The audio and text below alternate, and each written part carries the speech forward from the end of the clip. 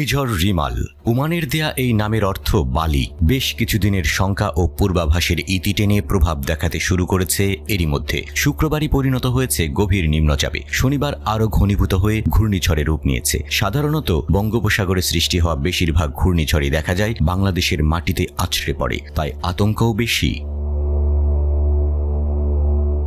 দেশের দক্ষিণাঞ্চলের 15টি জেলায় 3 থেকে 5 ফুট উঁচু জলোচ্ছ্বাসের বিপদ ডেকে আনতে পারে ঘূর্ণিঝড় রিমাল। মে মাসের মাঝামাঝি সময় থেকে বঙ্গোপসাগরে তৈরি হওয়া নিম্নচাপটি গত 25 মে সাইক্লোনে পরিণত হয়ে এখন বাংলাদেশের দিকে এগিয়ে আসছে। আসার পথে এটি আরও ঘনীভূত হতে পারে।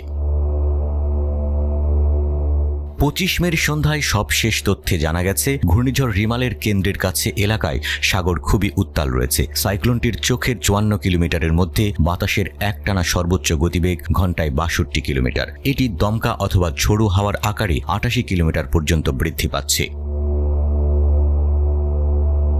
আবহাওয়া অধিদপ্তর বলছে, এটি বাংলাদেশের দক্ষিণাঞ্চল উপকূল, পটুয়াখালীর খেপুপাড়া ও পশ্চিমবঙ্গের দ্বীপগুলোর মাঝ দিয়ে অতিক্রম করতে পারে। আর এর প্রভাবে জলোচ্ছ্বাসের সংখ্যা আছে 2 মিটার বা 7 ফুট পর্যন্ত। এটি বাড়তে পারে। যদি জোয়ার থাকে তখন 10 ফুট পর্যন্ত হতে পারে। ভাটার সময় সাধারণত ঢেউ থেকে 2 মিটার পর্যন্ত বাড়বে। উপকূলের ওই সব এলাকায় ভাটা হয় সন্ধে 6টার পরে আর জোয়ার আসে রাত 12টার পর।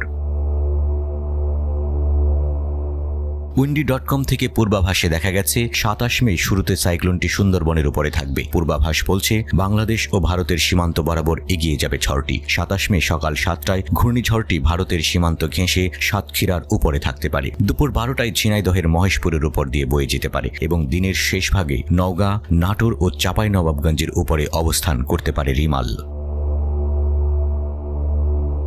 ঘূর্ণিঝড় ঘোষণার পরই পায়রা ও মোংলা সমুদ্র বন্দরকে 7 নম্বর বিপদ সংকেত দেখাতে বলা হয়েছে। এছাড়া চট্টগ্রাম ও কক্সবাজার সমুদ্র বন্দরকে 6 নম্বর বিপদ সংকেত দেখাতে বলা হয়েছে। ঘূর্ণিঝড় মোকাবেলার জন্য সাতক্ষীরা, বাগেরহাট, খুলনা, বরগুনা, পটুয়াখালী ও ভোলা জেলাকে বিশেষভাবে প্রস্তুত থাকার নির্দেশ দিয়েছে দুর্যোগ ব্যবস্থাপনা ও ত্রাণ মন্ত্রণালয়।